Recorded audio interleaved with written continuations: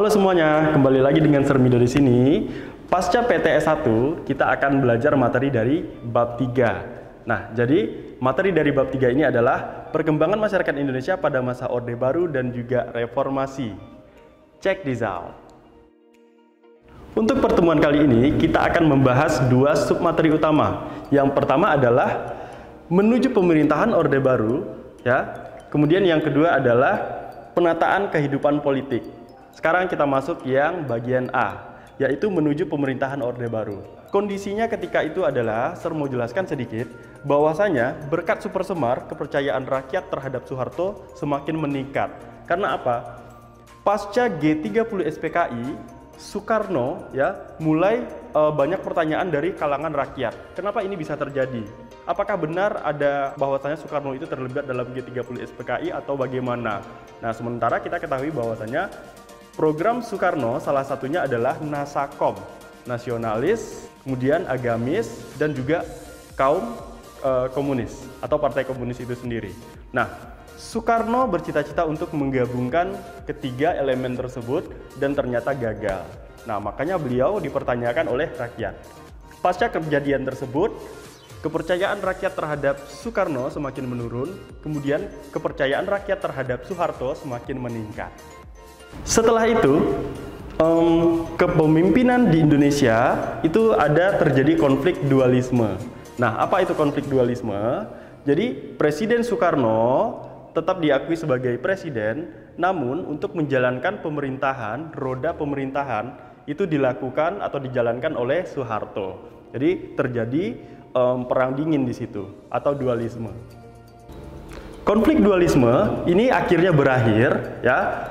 Momennya bagaimana?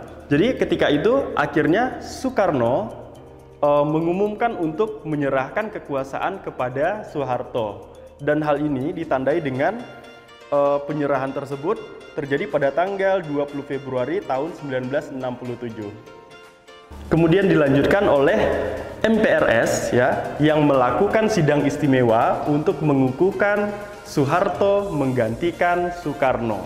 Maka pada hari tersebut, tepatnya pada bulan Maret tahun 1967, Soeharto resmi menjadi Presiden Republik Indonesia yang kedua. Kemudian adalah materi yang kedua, yaitu penataan kehidupan politik. Nah, jadi pasca Soeharto resmi menjadi Presiden Republik Indonesia yang kedua, Soeharto mulai menata sisi kehidupan dan juga sisi kehidupan politik masyarakat Indonesia. Nah, hal yang pertama yang harus terbahas adalah di sini, yang pertama kali ia lakukan adalah membubarkan PKI dan juga organisasi yang bernaung di bawahnya. Nah, jadi Soeharto mengambil tindakan untuk stabilitas nasional. Jadi hal ini semata-mata diambil tindakannya semata-mata untuk kestabilan nasional. Selain itu, Partai Komunis Indonesia ini atau PKI akhirnya juga dinyatakan sebagai organisasi terlarang di Indonesia, dikuatkan oleh ketetapan MPRS nomor IX tahun 1966. Berikutnya, diselenggarakanlah pemilihan umum. Nah, jadi seperti yang kita ketahui bahwasanya pada zaman Orde Lama atau zaman Soekarno itu pernah dilakukan pemilihan umum tepatnya pada tahun 1955. Di zaman Orde Baru pun juga dilakukan pemilihan umum karena negara kita adalah negara yang demokrasi. Nah, namun bedanya pemilihan umum pada zaman Orde Baru ini berlangsung banyak dan juga cukup demokratis, tetapi ada hal terselubung di balik itu. Nah, apakah itu? Nanti akan kita bahas. Yang pertama adalah pemilu tahun 1971. Nah, jadi peserta pemilu pada tahun 1971 itu sangat banyak sekali. Partai-partai itu mulai banyak berdatangan. Apa saja partai-partainya? Yang pertama adalah Partai Serikat Islam Indonesia. Kemudian adalah Partai Nahdlatul Ulama. Yang ketiga Partai Nasional Indonesia. Yang berikutnya adalah Golongan Karya. Kemudian ada Partai Murba dan juga Partai Islam Perti. Selain itu ada juga Partai Katolik, Partai Muslimin Indonesia, Partai IKPI, dan yang terakhir Partai Kristen Indonesia. Jadi, pemilu tahun 1971 ini berjalan sangat demokratis sekali. Partai-partai tersebut berkompetisi sesuai dengan ketentuan-ketentuan yang sudah berlaku dalam aturan pemilu pada tahun 1971. Kemudian adalah pemilu tahun 1977. Agak berbeda sedikit pemilu pada tahun 1977, karena apa? Pada pemilu kali ini hanya diikuti oleh 3 partai utama. Yang pertama adalah Golongan Karya, yang kedua adalah P3, yang ketiga adalah PDI. Nah, kenapa hal ini bisa terjadi? Kok dari sekian banyak partai yang pada tahun 1971 itu bermunculan, kemudian disederhanakan jadi 3? Hal ini terjadi karena memang hal ini dilakukan setelah adanya penyederhanaan yang dilakukan oleh pemerintah Republik Indonesia ketika itu. Nah, jadi jumlah partai memang dibatasi atau disederhanakan. Penyederhanaan ini disahkan lewat Undang-Undang Nomor 3 Tahun 1975 tentang partai politik dan juga golongan karya. Berikutnya adalah pemilu tahun 1982. Nah, jadi peserta yang ikut dalam pemilu tahun 1982 ini tetap 3 partai, yaitu Golkar, P3 dan juga PDI. Ya, namun pada pemilu tahun 1982 ini, kekuatan politik kelompok Islam itu semakin kuat dan membuat khawatir rezim Orde Baru. Berikutnya adalah pemilu tahun 1987. Jadi pesertanya itu adalah 3, Golkar, P3 dan juga PDI.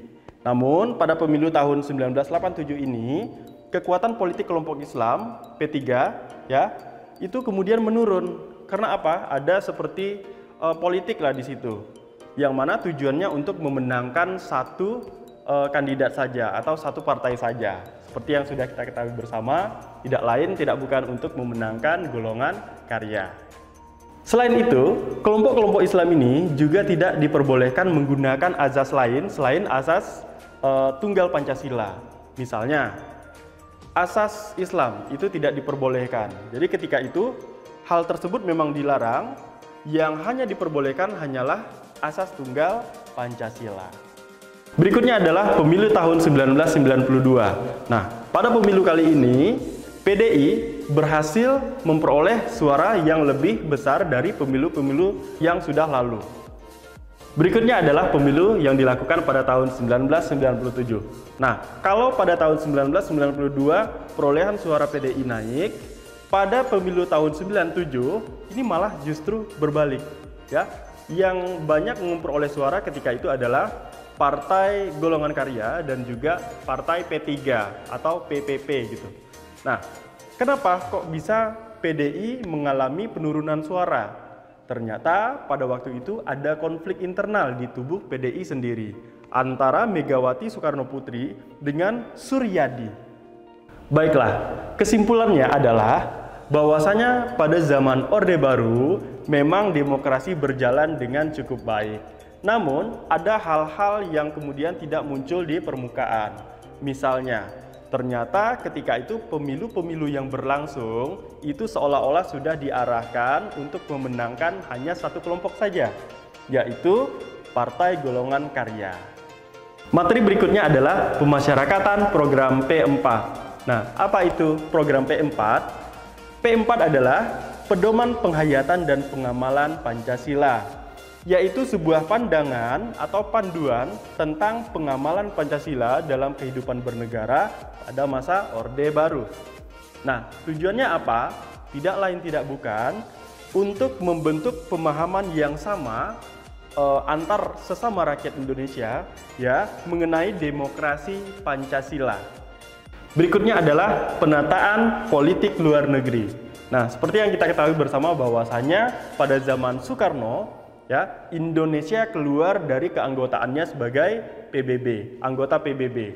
Nah, jadi pada masa Orde Baru atau zaman Soeharto, hal ini dikembalikan. Nah, apa saja yang dilakukan oleh Soeharto ketika itu adalah yang pertama, tentu saja untuk memprioritaskan kembalinya Indonesia menjadi anggota PBB. Kemudian yang kedua adalah normalisasi hubungan dengan Malaysia.